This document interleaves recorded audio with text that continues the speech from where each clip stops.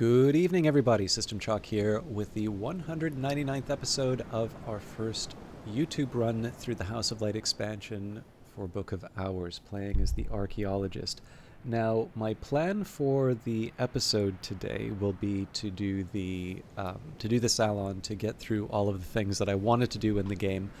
But what I also intend to do is read some of the, admittedly, it's promotional material for traveling at night now, but I believe this was originally intended to be made in relation to Book of Hours. So I'll try not to make this go too much longer. I also realize that in some cases the episodes run to like 50 minutes, but trying to keep this around a half hour. And maybe it's just as a heads up for those of you who are interested in that sort of thing. The very tail end of the episode will have the letter, and it will be specifically related. Well, it'll be related to Nigala of Lagash, who who created the 4 paintings that changed Julian Cosley's mind and resulted in the second edition of the fundamental aesthetic, towards a fundamental aesthetic. And for those of you who are not interested in that, you obviously don't need me to tell you that you have the option to skip over. But for those of you that... I'm fully conscious of the fact that these episodes go on long enough, and there's so many of them that people have better things to do with their time. And so when I do something a little bit different that they might want to hang on to, I figure it's good to let people know off the top. But before we go there, we have work to do.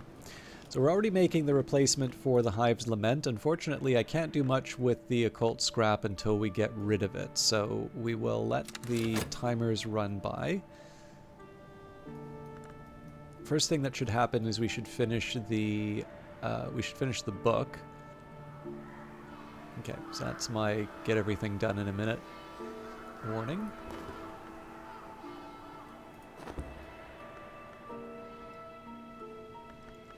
And in the worst case scenario, we don't use up all of our lessons, but obviously it'd be nice if I can make that progress. All right, as I used to say in my youth, the day is done and so am I, but I've earned my pay. Help with letters. I could offer help with correspondence and arithmetic. There's no school in Brandkrug, and not everyone here knows their letters.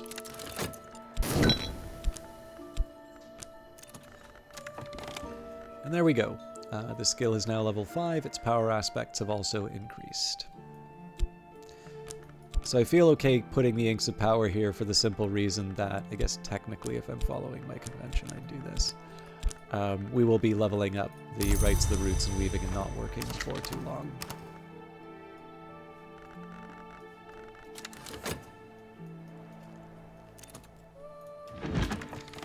Alright, on Matthias and the Amethyst Imago, Loss, an account of an occult romance. A certain Para, son of Aaron, claims to have written this in a single night as part of his initiation into the Damascene branch of the House of Leith, that order of immortals who rejected their past and future.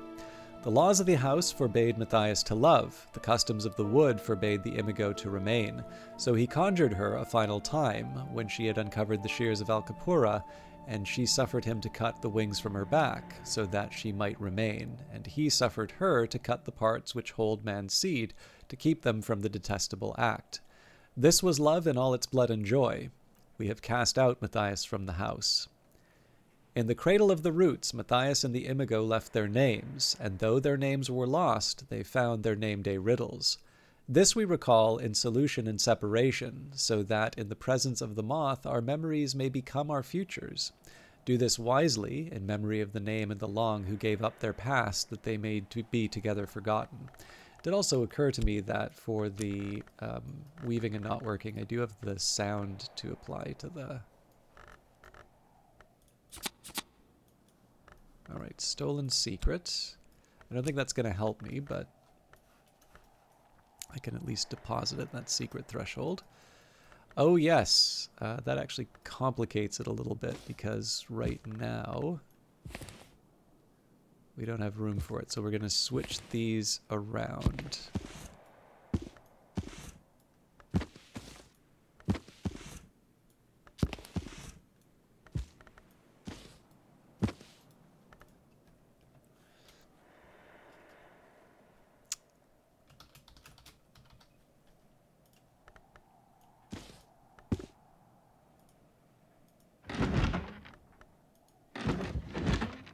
going to be tough.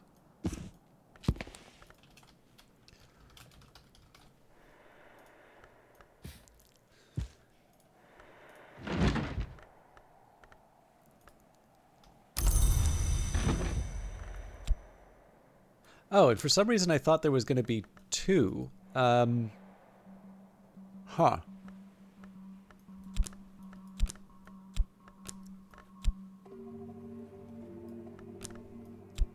Okay, so nothing I can do with the sound.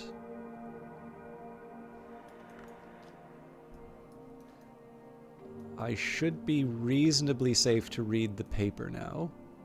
I think I got into the nasty habit of assuming that I would always get 2, but that's because I've been focusing too much on higher level books. So it should be about 30 seconds to resolve that. That's not a huge inconvenience. Where I can, I'll try and preserve the Hive's Lament. Well, actually, no, we're already going to be getting a new one, so nothing to preserve there. Does slightly complicate the weaving and not working.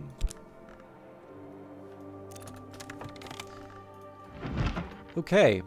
26 Enticements, 7 Torments. The painter, Niels Frederick Malsker, notoriously attempted a series of paintings based on the torments. By the 5th torment, the demands of the painting had grown so dire that he died of blood loss. The diagrams in this text are thankfully less detailed. The enticements of the Grail outnumber its torments, but its torments are its final nature. Birth is the 1st torment, and thirst the 7th.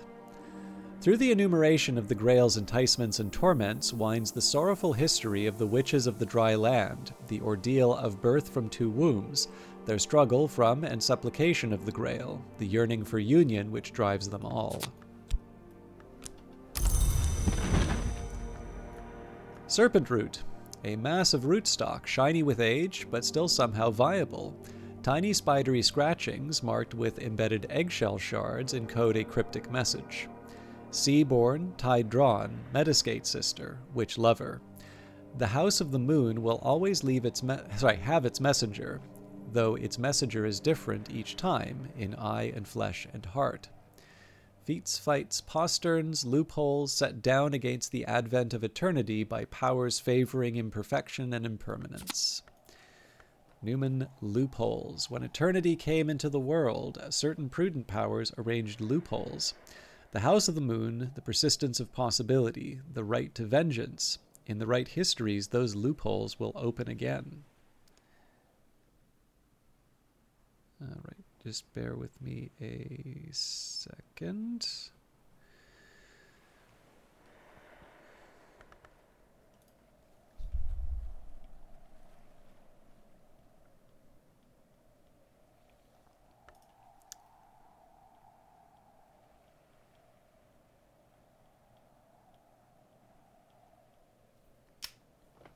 I think I expressed a degree of certainty that this would have nectar. It does have moon, though, so it still covers me. Traveling at Night Volume 2, the annotated dream journals of Christopher Olopoli, sometimes called the only readable occultist, literate, entertaining, bewildering. There is an extensive discussion of the comparisons between Olopoli's own dreams and those of the Emperor Elagabalus, who Olopoli regards as a dupe or avatar of the sun in rags. The white is west of the world, Olopoli remarks, and winter does not wait forever. Elagabalus found his way to the white door at last, thankfully. Speech can't pass the white door, and honestly, Elagabalus never had anything very interesting to say. I tried to follow in his footsteps, but I never learnt enough of the white. I suppose I'm thankful for that too, but here's what I do know.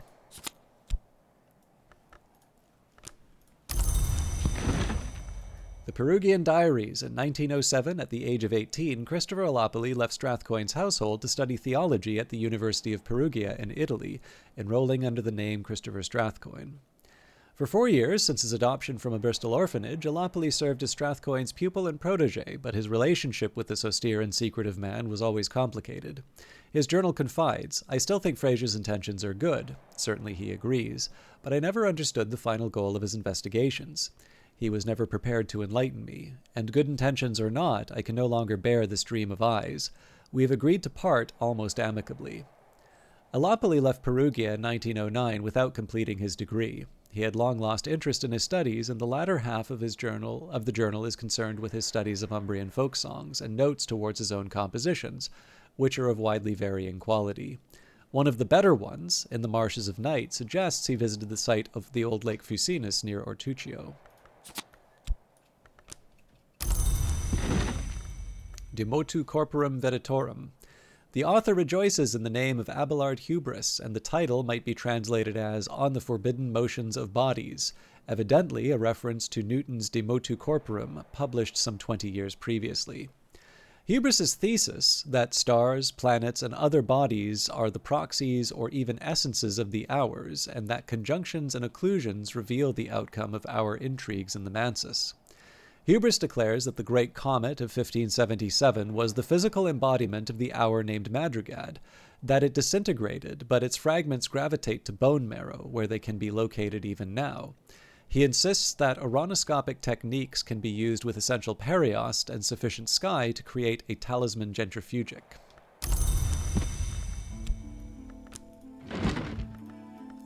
Commandments for the preservation of all that exists. Black Ellie, Damascene matriarch of the Sisterhood of the Knot, was imprisoned by the Emperor Didius Julianus. She reportedly instructed that these secret doctrines be recorded in writing to preserve against their loss. Regrettably, the story goes, Didius Julianus ordered that the work be entombed with her in an unmarked sepulchre. Ellie describes powerful protective incantations to be used in a variety of circumstances. It is essential that these protections be completed every 4th year to defend against the entry of the worms and against the avidity of the wave and the wound. In the current history, at least, there is no indication that these protections have been performed regularly for at least the last 1,000 years. All right.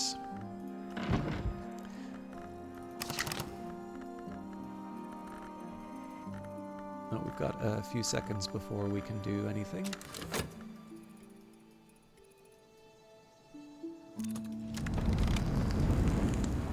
Nothing's history when first it occurs. Now that actually...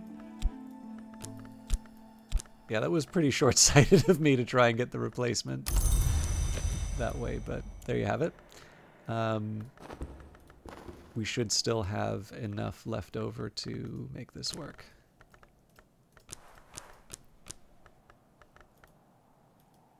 Holy smokes. Yeah, I really bungled that one.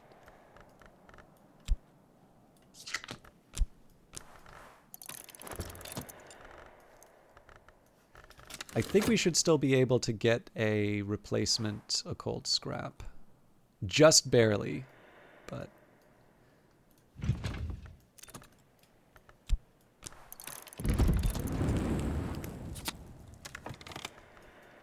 With Keeper level Nectar, not Moon, Lethe is a precursor to the Great Ink Maricat. So I suppose good to know that Lethe is normally a moon creation?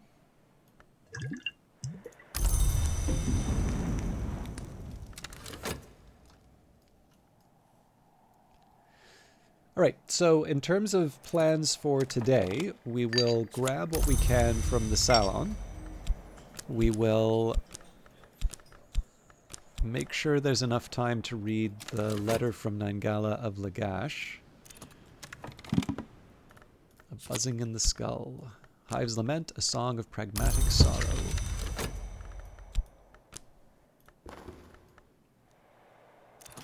The skill is now level 5. Its power aspects have also increased.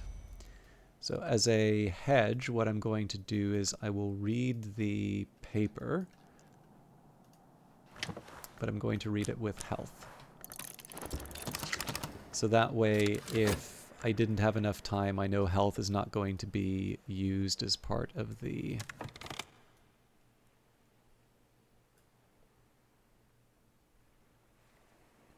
Actually, you know what? So I've been keeping some records on the Newman.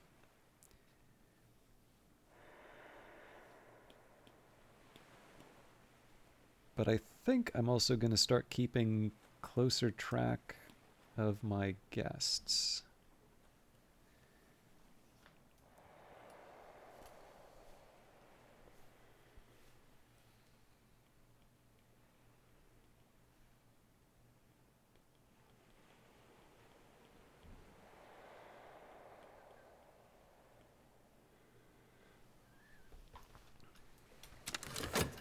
So yeah, the focus is still going to be on the Salon, but I'm going to basically just over the course of time, much the same way that I'm keeping track of these.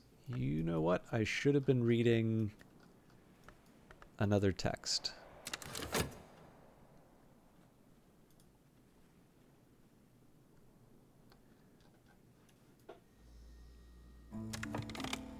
I guess it doesn't really matter if I start reading. I'll just do health again. That's not the end of the world.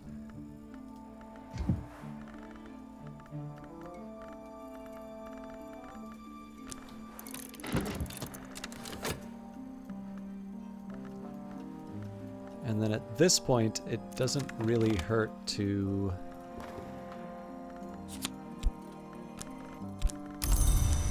invite my guests. What else did I want to do with the consider verb?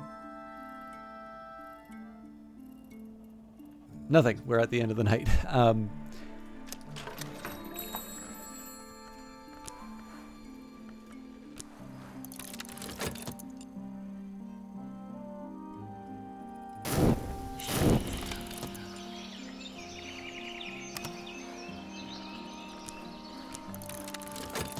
Obviously, we need to wait till the afternoon anyway, so I don't know if we're really saving all that much time, but the rain probably would have been helpful for my Rights the Roots attempt, but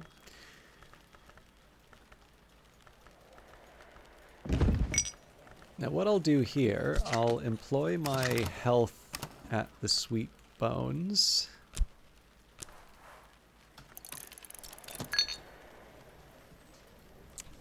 What's the other thing that I'll do? Okay, so I actually have 2 Shapt that I can upgrade. Okay, so there's a couple things that I'm going to do here. I'm going to upgrade the Shapt to a ++ Shapt, and that's because I already have 6.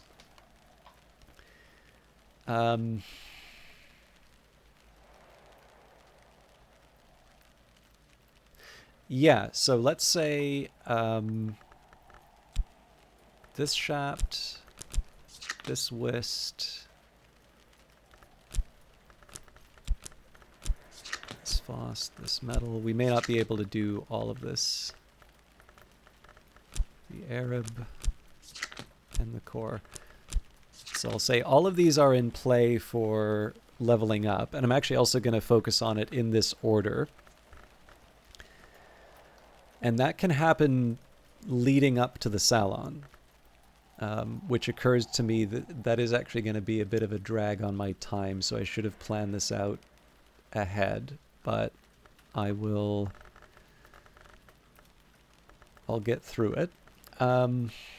Okay, so back to the old question of, so Serpents and Venoms, the problem is I don't think we have anything related to Skolakosophy that will allow me to... this was Nyctodromy, right? No, this was Skolakosophy. Okay, but doesn't take knock.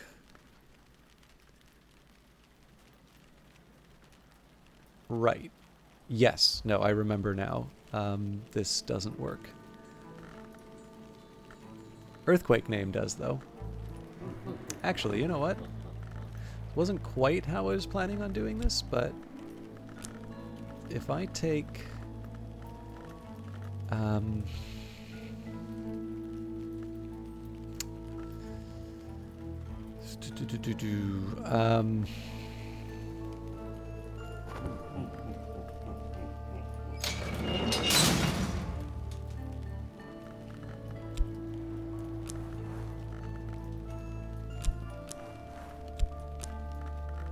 right, but then I can't add the Serpents and Venoms here.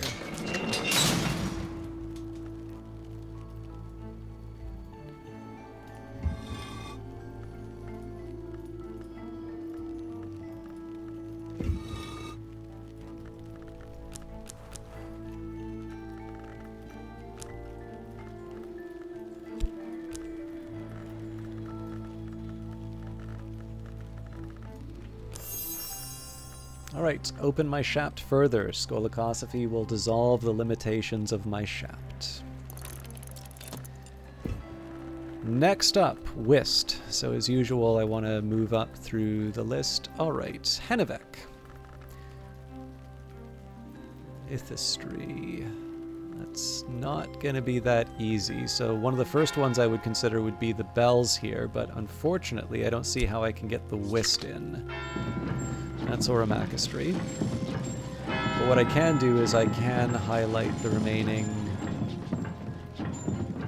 Ithistry locations.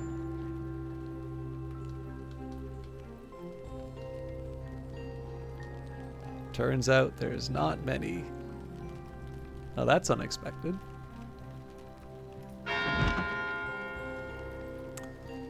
I don't believe Hennebeck works here, though. That does. Just spend a little time in the oubliette. Strengthen my Whist. Ithistry will ensure my Whist endures. Alright, Faust.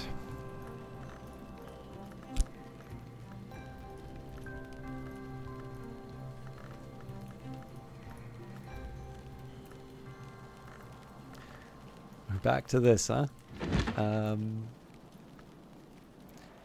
So that's a non-starter. In fact, I'd be willing to say we're out of luck on the Faust front.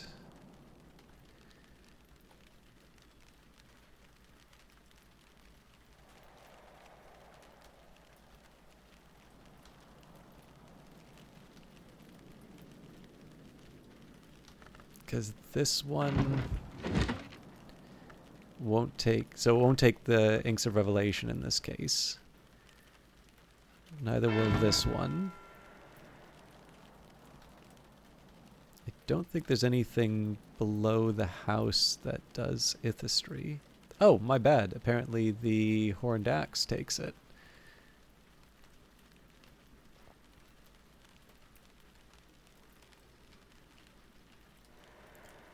As always, I'll double check because this is definitely an area where I'm still learning. Aha. Unfortunately, I still think that doesn't help us here. But I'm willing to bet we have something that will. Brighten my Faust. Ithistry will spark my inner radiance. Okay, metal, which I am imagining on the surface I would think probably has a bunch of Ithistry requests, but let's do our best. This one actually wants Horomachistry, so weird. This may actually turn out for us. So Inks of Power.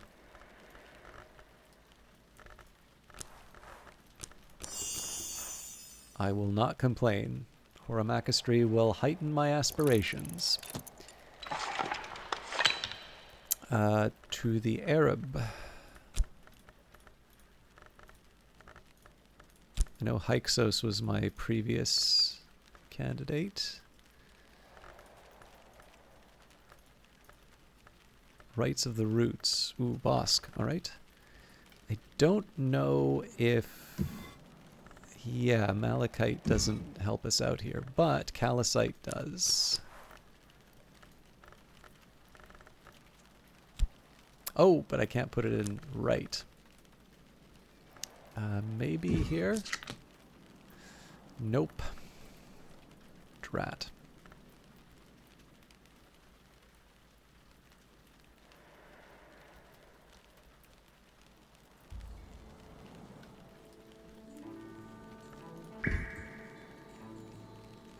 Yeah, that doesn't work either. I'm gonna guess a little bit like, oh. I like the outside the box thinking, but still not quite what we were looking for. So I was originally gonna say I wouldn't expect Bosk to be one of those things that you can see higher up in the house. But this is why we don't assume. Okay, so this is one where I'd actually be willing to say we'll find a different candidate rather than... It's like the chrysalis... Well, right, but that doesn't help me out. So calcite, altar, pentaments, and precursors double up the Arab. We should be good to go. I do not want to... Right, that's a... So why did that show up as Bosk?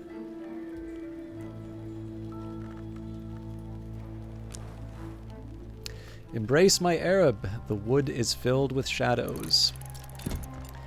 Okay, and last but not least, which one was it? Ramsund? Yes. Preservation. Oh dear.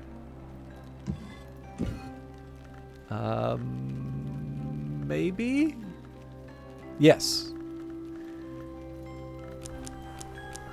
Intensify my core. Preservation. A heart still beats beneath the world's skin. Okay, so the idea here is that everything that I've committed so far, and arguably I could go even further, but everything I've committed so far does not prevent me from being able to have a salon that focuses entirely on that single, how do I put it, like aspect or element of the soul. Now, moving on, I don't think it's a bad idea for us to open up, like to use the consider verb to open up some of these containers. So records box, a treasure stored by a musician's spy. For these I'm going to use health for the simple reason that the health is going to, it's not going to come up during the salon. And as we move, as we sort of draw down on our various elements of the soul, we can, in fact, what I could do here is I could take the tris, the metal, the fet. There's a few of these that I can actually already start using, but we don't need to rush too much. I'm also looking at the time here, so we may start the salon, I may actually start that on Monday so I can read the letter, but we'll at least get the invites out. Again, the fault here was spending so much time improving the elements of the soul, but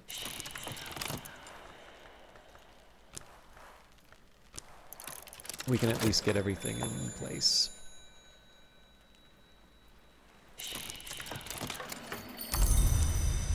Okay. So yeah, I guess the question is, what else do I think I'm going to accomplish for the next little while? So these are going to tick around, like these are going to tick by on their own. We'll have 1/3 of the duration will actually just wait for the arrival of the guests, so I'm not worried about that at all.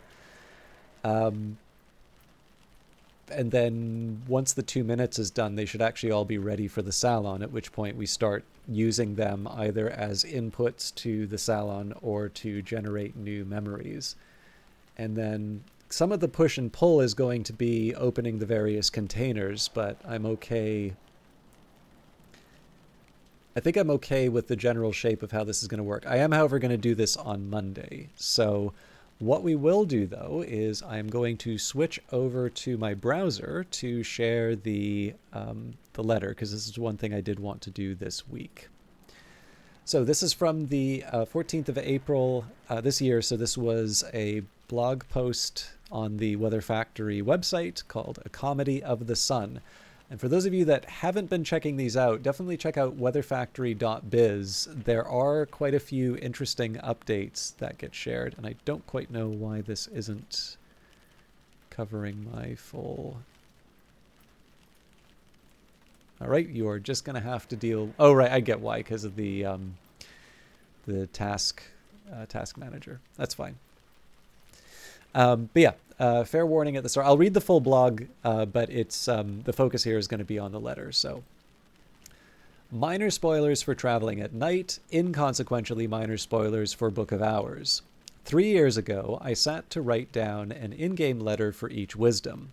The one below was for Hushery.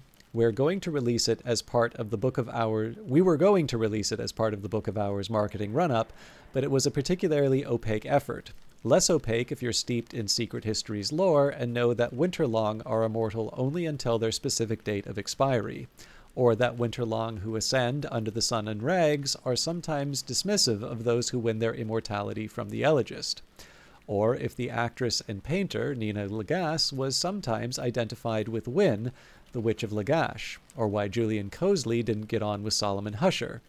A number of these things became clear in Book of Hours, which I recommend you play if you hain't already.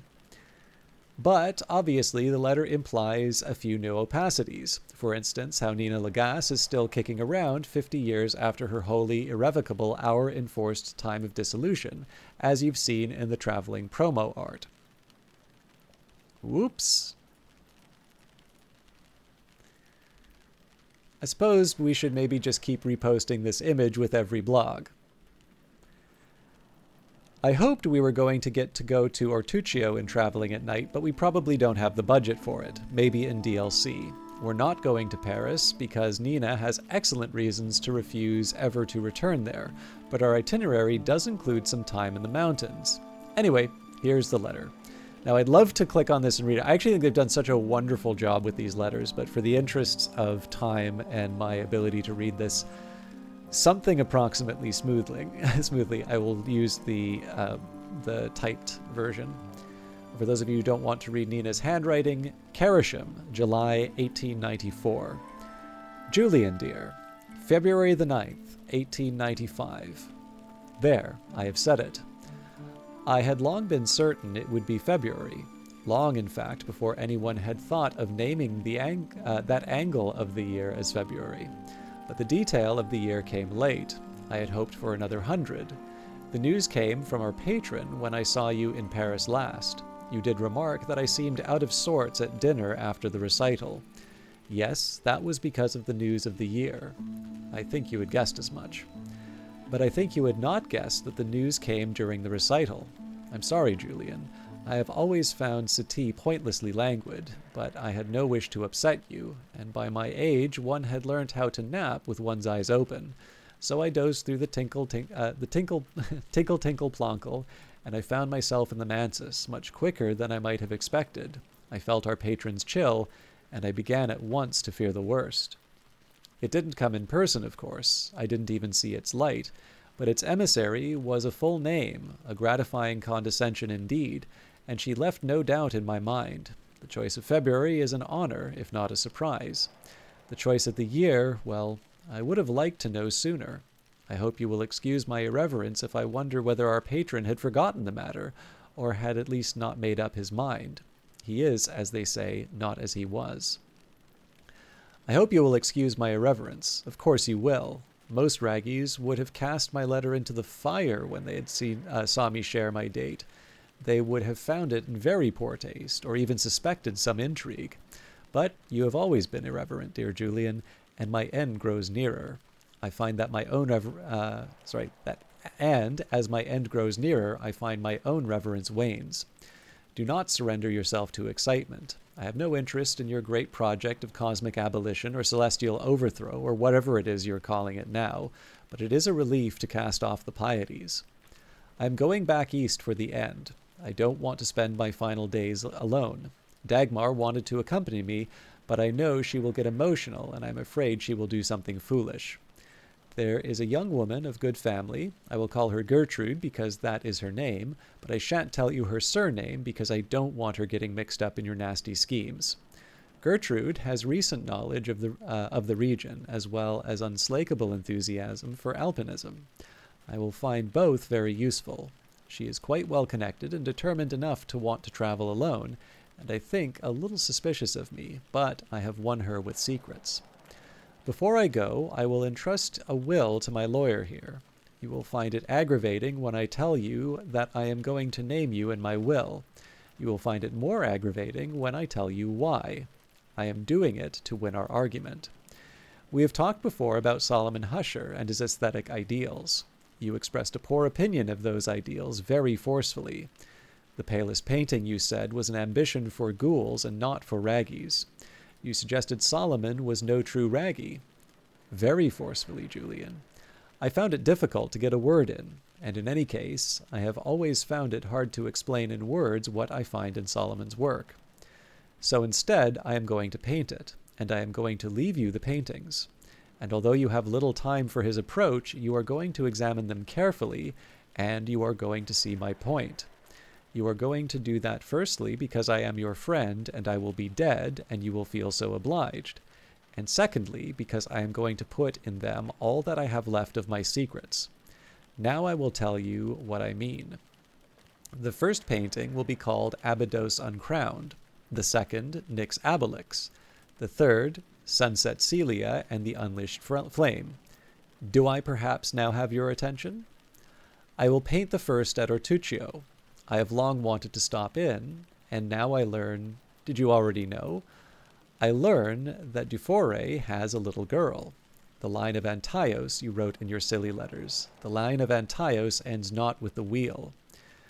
There are two things you might have meant there, I suppose, but indeed the line still runs, and she is its newest course. Perhaps I will bless her like a wicked fairy. Back to Abydos. I'll climb one mountain or another with Gertrude, and conceive the ruins of Abydos at its summit. Husher wrote of the continuity of endings. You scoffed. So I will paint what happened at Abydos after the 8 years of Keon's silence, after the shouts. Perhaps I will even paint what was woven from Keon's hair. The second I will paint in the hills outside Heraklion, where the hawthorn blooms. Gertrude will not want to go to Crete, but I will promise her a hidden mountain in Zagros, and I think she will humor me. If I bring the proper offerings, the horned axe might grant me audience in the mansus. I doubt it, but if the subject matter opens any doors that I cannot close, the axe will be on hand to close them. She will not be pleased with me, but at this late stage there is little she can do, and if I am going to paint the cross's fate, it is fitting for me to do so beneath her gaze. If they were not her children, they certainly were her servants. I'll paint all the detail I can, Julian, how the cross passed into nowhere, and how they did not, and how they met with worms, and how you may discern them now. Husher argued for the journey of colors. You disagreed. Perhaps I can still change your mind. The third I will paint in the shadowless labyrinth. I don't like the place, but it will be difficult to get the light right anywhere else. Gertrude will be the model for my Celia, if I can convince her. I will find a likely lad to stand in for the sovereign of the flame. I will paint the sun as Celia's shadow, and the forge as the likely lad's. I will paint myself as Winter, pining in the shadows or officiating at their union. Husher's own paradox. You fancy yourself an authority on the sun's division, and I happen to agree with you. But I was there in every history when it occurred, and you were not. If you think you have nothing more to learn of the division, then you need not look at my last painting. In fact, I will ensure all three are delivered to you veiled safely in black. If you're afraid you might lose an argument with me, even after I am gone nowhere, then you can leave them that way. Or you can be rid of them. The last 3 paintings of the Witch of Lagash. I can't guess the price those might fetch at Oriflamme's auction. Although, of course, no buyer is likely to understand the work as you might. Sell them, and my last secrets, which might have uplifted your anarchies, will go with me to nowhere. Or not. There is one last vulgar alternative to nowhere that I will investigate on my way east, but I suspect that bird has flown. May the patron's ragged rays rest kindly on you, Julian. In all sincerity, when you have decided at last what it is that you want, I hope that you will find it. Nim. And with that, I wish you a very good evening. I hope you enjoy your weekend, and we'll see you in the next one. Take care.